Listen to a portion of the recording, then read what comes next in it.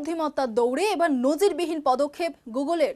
দেউলিয়া হয়ে যাওয়া মার্কিন বিমান সংস্থা স্প্রিট এয়ারলাইন্সের বিশাল তথ্য ভান্ডার কিনতে $1 কোটি প্রস্তাব দিয়েছে সংস্থাটি। ইমেল, অপারেশনাল ডেটা থেকে সফটওয়্যার কোড সবই ব্যবহার হতে পারে এআই প্রশিক্ষণে। তবে ব্যক্তিগত তথ্যের নিরাপত্তা নিয়েও উঠছে প্রশ্ন। আদালতের অনুমোদনের অপেক্ষায় থাকা এই চুক্তি এখন প্রযুক্তি জগতের আলোচনার কেন্দ্রবিন্দু।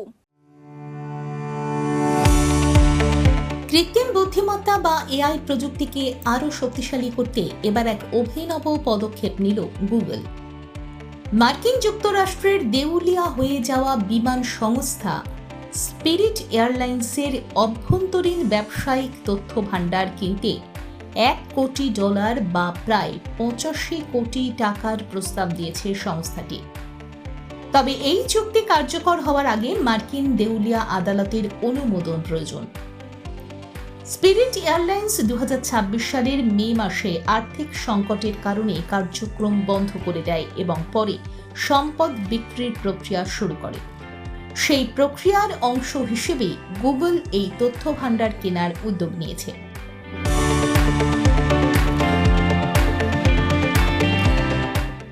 চুক্তির আওতায় গুগল পেতে পারে প্রায় 10 কোটি ইমেইল, 50 কোটি মাইক্রোসফট টিমস বার্তা, বিভিন্ন স্প্রেডশিট, ক্যালেন্ডার, বিপণন ও পরিচালন সংক্রান্ত তথ্য, এমনকি সংস্থার তৈরি সফটওয়্যার কোড ও প্রযুক্তিগত নথিও।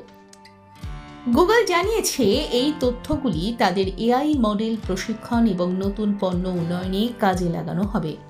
তবে ব্যক্তিগত গোপনীয়তা নিয়ে প্রশ্ন উঠেছে।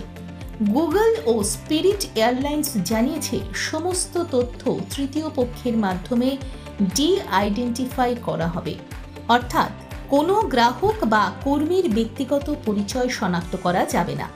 গ্রাহকদের ব্যক্তিগত প্রোফাইল ও লয়্যালটি প্রোগ্রামের তথ্যও এই বিক্রির অন্তর্ভুক্ত নয়।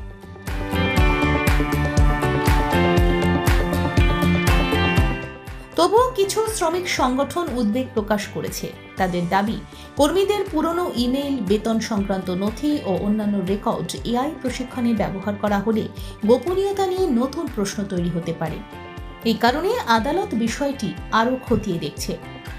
বিশেষজ্ঞদের মতে, এআই উন্নয়নের জন্য বাস্তব ব্যবসায়িক তথ্য এখন অত্যন্ত মূল্যবান সম্পদ হয়ে উঠেছে। গুগলের এই পদক্ষেপ দেখিয়ে দিল, ভবিষ্যতের এআই প্রযুক্তির প্রতিযোগিতায় তথ্যই হতে চলেছে সবচেয়ে বড় শক্তি।